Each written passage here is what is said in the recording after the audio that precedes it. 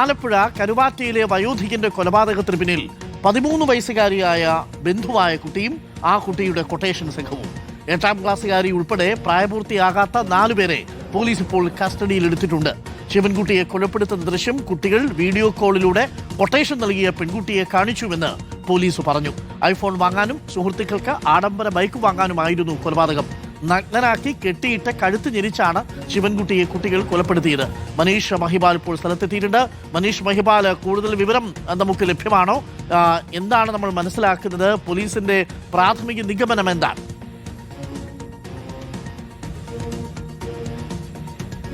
അരുൺകുമാർ, ഹരിപ്പാട് കരുവാറ്റ ഗ്രാമപഞ്ചായത്ത് 9ാം വാർഡിൽ പടീറ്റത്തിൽ ഈ വീട്ടിൽ വെച്ചാണ് ഇന്നലെ രാത്രി, അതായത് ഞായറാഴ്ച രാത്രിയിൽ ഈ കൃത്യം നടക്കുന്നത്. ഇന്നലെ ഇതേ സമയത്ത് ഇത് കൊലപാതകമാണെന്നുള്ള ചുരുൾ അഴിഞ്ഞിട്ടില്ല. ദുരൂഹ സാഹചര്യത്തിൽ ഇവിടെ 67 വയസ്സുകാരനായ ശിവൻകുട്ടിയെ മരിച്ച നിലയിൽ കണ്ടെത്തി. ഈ സമയത്തും അടുത്ത ബന്ധുവായ പെൺകുട്ടി ഇവിടെ ഉണ്ടായിരുന്നു, 13 വയസ്സുകാരി ഇവിടെ ഉണ്ടായിരുന്നു. പെൺകുട്ടിയുടെ ആ സമയത്ത് പോലും പോലീസിന് സംശയം തോന്നില്ല. പിന്നീടുള്ള ചോദ്യം ചെയ്യലിൽ വലിയ ചുരുളഴിയുന്നു. കേരളത്തെ ഞെട്ടിക്കുന്ന ഒരു വാർത്ത പുറത്തു വരുന്നു. അതായത് ഈ പെൺകുട്ടിക്ക് ഐഫോണും ഒപ്പം തന്നെ കൂട്ടുകാർക്ക്, പ്രായപൂർത്തിയാകാത്ത കൂട്ടുകാർക്ക് ആഡംബര ബൈക്കും വാങ്ങാൻ വേണ്ടി ഇവിടെ ഒരു മോഷണ ശ്രമം ആസൂത്രണം ചെയ്തു. അങ്ങനെ മോഷണത്തിനിടെ ഈ 67 വയസ്സുകാരനായ ശിവൻകുട്ടി ഉണർന്ന് ഇവിടേക്ക് എത്തുന്നു. അങ്ങനെ ഇവരെ കാണുന്നു. അതിനുശേഷം ഇവരെ ഈ വിവസ്ത്രനാക്കി കഴുത്ത് ഞെരിച്ച് കൊലപ്പെടുത്തുകയായിരുന്നു. കൈയും കാലും ബന്ധിപ്പിച്ചിരുന്നു. ഇവരുടെ കയ്യിൽ ഗ്ലൗസ് അടക്കമുള്ളത് കൊണ്ട് മറ്റ് തെളിവുകളൊക്കെ തന്നെ നഷ്ടമായി. അങ്ങനെ ഈ വളരെ ദാരുണമായ കൊലപാതകമായിരുന്നു. ഇവിടെ വാർഡ് മെമ്പർ കൂടിയായിട്ടുള്ള KR രാജൻ നമുക്കൊപ്പം ചേരുന്നുണ്ട്.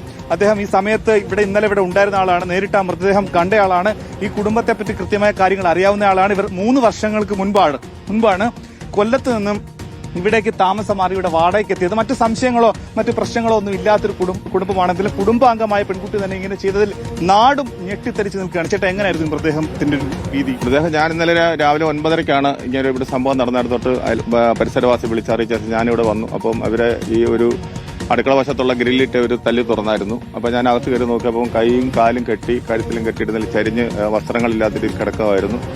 അങ്ങനെ കണ്ടിട്ട് ഇവിടെ നിൽക്കുമ്പോഴാണ് പോലീസ് വന്നു. ഞാനിപ്പം ബ്ലഡ് ഉണ്ട്, മൂക്കിൽ നിന്ന് മായുന്ന ബ്ലഡ് വന്നിട്ടുണ്ട്. മുറി മുഴുവൻ മുളക് പൊടി വിതറിട്ട് അതിന് അകത്തുള്ള ഒരു അലമാര കുത്തി തുറന്നിട്ടുണ്ട്. ഞങ്ങളിപ്പം 3 വർഷമായിട്ട് ഞങ്ങൾ ഇവിടുത്തെ മെമ്പറാണ്. 15 വർഷമായിട്ട് അത് കഴിഞ്ഞിട്ടാണ് എന്റെ വൈഫായിരുന്നു. ഇപ്പം ഞാനാണ്. ഇന്ന് വരെ കഴിഞ്ഞ ഒരു ദിവസം മാത്രമാണ് ഇവിടെ വീട്ടിലുള്ള ഒരു സ്ത്രീയെ ഞാൻ കാണുന്നത്. പല ആവശ്യങ്ങൾക്കായിട്ടും പഞ്ചായത്തിന് വാടകക്കാരാണ് നമ്മൾ അറിയിക്കാൻ വരുമ്പോൾ ആരും കതവ് തുറക്കത്തില്ല.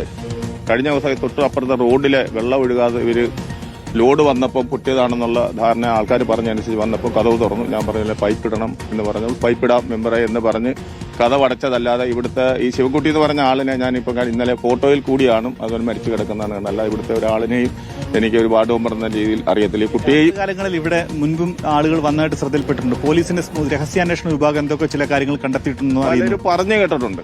നമുക്കറിയാം ഇവിടെ ഒരു പ്രത്യേക ഏരിയയിലാണ്, പകൽ സമയങ്ങളിലാണ് നമ്മൾ വരുന്നത്. അതിനെക്കുറിച്ച് നമുക്ക് ഈ പറഞ്ഞ അറിവുകളെല്ലാം ആൾക്കാർ പറഞ്ഞുള്ള അറിവാണ്. ലഹരി ഉപയോഗങ്ങളുമായി എന്തെങ്കിലും കണ്ടെത്തൽ വന്നിട്ടുണ്ടോ? സംശയിക്കുന്നുണ്ടോ? പോലീസ് അറിയാവോ കാര്യങ്ങൾ? അതിനെക്കുറിച്ച് എനിക്ക് വ്യക്തമായിട്ട് അറിയത്തില്ല. പിന്നെ ഈ ഭാഗത്തൊക്കെ ഇങ്ങനെ നടക്കുന്നുണ്ടെന്ന് അറിഞ്ഞിട്ടുണ്ടോ, അല്ലാതെ പ്രത്യേകിച്ച് അങ്ങനെ ഒന്നും പറയാനില്ല.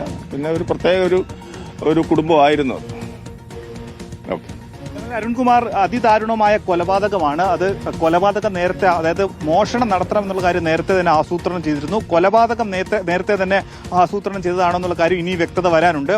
എന്താണെങ്കിലും ഇന്നലെ ഈ കൊലപാതകം നടന്ന ശേഷവും പെൺകുട്ടി ഇവിടെ മൊഴി പോലീസ് രേഖപ്പെടുത്തുമ്പോഴും ആദ്യഘട്ടത്തിൽ പോലീസിന് സംശയമില്ലായിരുന്നു. പക്ഷെ പിന്നീടാണ് ചില കാര്യങ്ങൾ ചുരുളഴിയുന്നത്. പെൺകുട്ടിയെ ഈ കൊലപാതകത്തിന്റെ കൃത്യം നടക്കുന്ന ദൃശ്യങ്ങൾ ലൈവായി വീഡിയോ കോളിലൂടെ കാണിച്ചു എന്നാണ് ഏറ്റവും കൂടുതൽ ഞെട്ടിക്കുന്ന കാര്യം.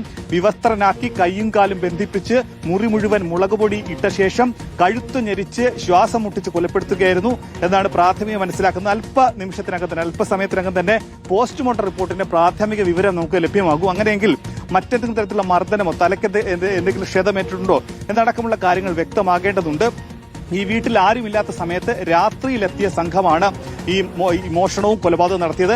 ഇവർ ട്രെയിനാണ്, അതായത് ഈ 3 പേർ എത്തിയത് കൊല്ലത്ത് നിന്നാണ്. കൊല്ലത്ത് നിന്ന് ട്രെയിൻ മാർഗം ഇവിടെ എത്തി കൃത്യം നടത്തിയ ശേഷം അതേ മറ്റൊരു ട്രെയിനിൽ തന്നെ തിരിച്ച് കൊല്ലത്തേക്ക് പോവുകയായിരുന്നു. കരുനാഗപ്പള്ളി സ്വദേശിയായ ഒരാൾ മുഖേന കയ്യിലുണ്ടായിരുന്ന 6 പവൻ സ്വർണം വിൽക്കാൻ ഇവർ ശ്രമം നടത്തി. എന്താണെങ്കിലും കയ്യോടെ ഹരിപ്പാട് പോലീസ് പിടിച്ചിട്ടുണ്ട്. ഇത് ആഭ്യന്തര വകുപ്പ് മന്ത്രി രമേശ് ചെന്നിത്തലയുടെ സ്വന്തം മണ്ഡലം കൂടിയാണ്. മണിക്കൂറുകൾക്കകം പ്രതികളെ പിടികൂടാനും പോലീസിന് കഴിഞ്ഞു എന്നത് ഏറ്റവും പ്രധാനപ്പെട്ട കാര്യമാണ്. പൊന്നാര മക്കളെ, നമ്മളെ മലയാള കേരളത്തിന്റെ ഒരു വാർത്ത. 8ാം ക്ലാസ്സുകാർക്ക് ഐഫോൺ വേണം, അല്ലാതെ ചെക്കന്മാരുടെ അടിയിലൊരു ഇൻട്രൂല്ലല്ലോ. ഒപ്പമുള്ള കൂട്ടുകാർക്കോ 15-16 വയസ്സായക്കന്മാർക്ക് ബൈക്കും വേണം. ഒരോപ്ഷനും ഇല്ല. 8ാം ക്ലാസ്സുകാരി ആസൂത്രണം ചെയ്തു.